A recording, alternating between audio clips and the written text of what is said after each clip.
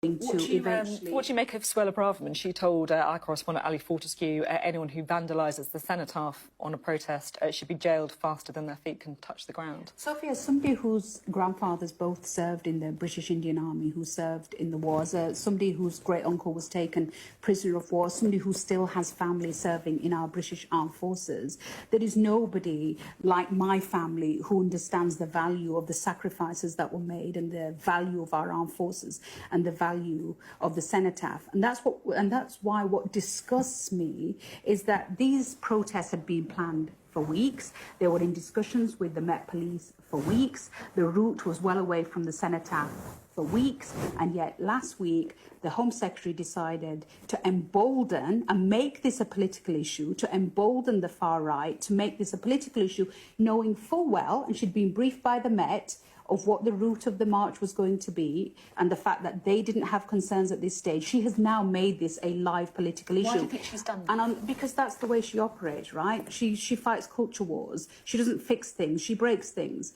And so I have been speaking to the protesters and I've been saying to them, when your Home Secretary starts to become dangerous and divisive and isn't keeping communities together, then communities need to step up and be the responsible ones. And if that means that you have to think about postponing, then you're going to have to be the adults in the room. You think she's and one dangerous, of the things, I think she's dangerous and she's divisive. If you look at her rhetoric, it is always about pitching A against B.